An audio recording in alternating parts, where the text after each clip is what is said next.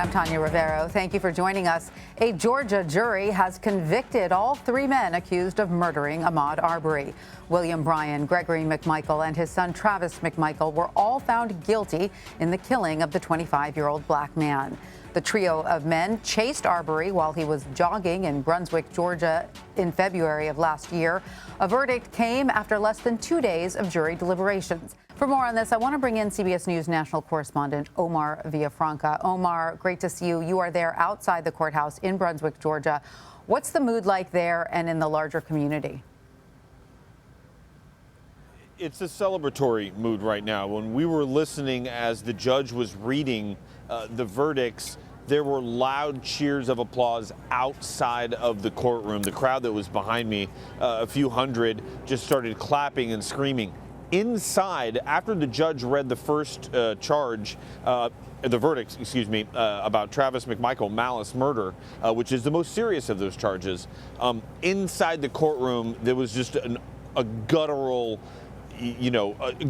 reaction from the Arbery family.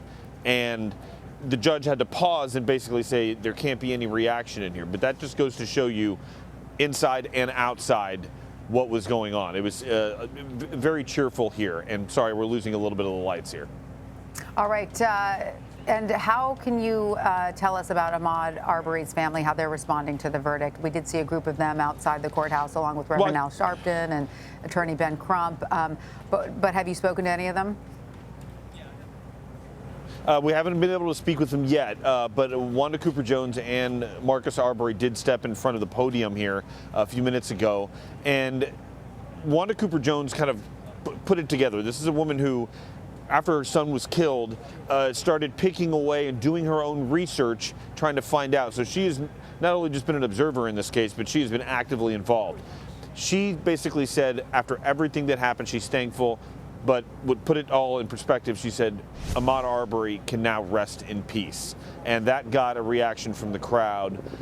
It was interesting to see them. They came up and they spoke, and they even were praising the prosecution for the job that they did. So there was kudos all around for the work the prosecution did. Marcus Arbery, said that he's happy justice happened. He was confident it was going to happen, but South Georgia, they weren't really sure if it was going to happen, and it did, so they're all breathing a sigh of relief. And this doesn't bring back Ahmaud Arbery, but all of them said there is now a little bit of closure.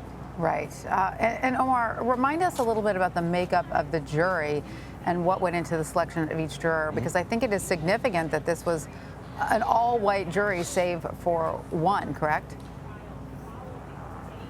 That is correct, and that raised a few eyebrows, especially with the judge during jury selection. Jury selection started October 18th, and it took about 2 weeks to pick that jury. They summoned about 1,000 people to come in here for a pool, and usually for a case, they'll usually try to summon 150 people, but they knew that this was going to be a big deal and they had to go through it.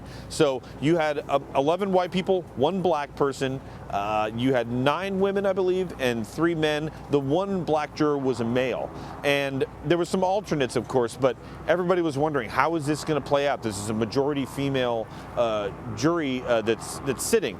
So we saw witnesses for the defense who were women, who were mothers, who were saying, I was scared in my neighborhood.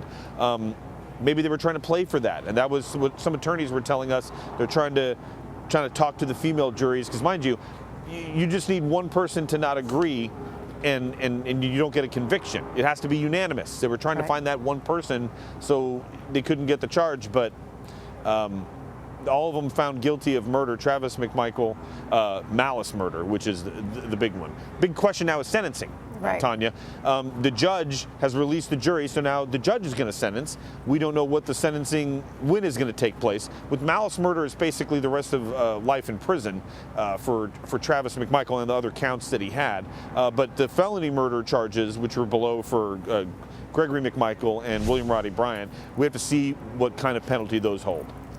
All right. Omar Villafranca there in Brunswick, Georgia. We thank you so much for joining us. Thank you, Tanya.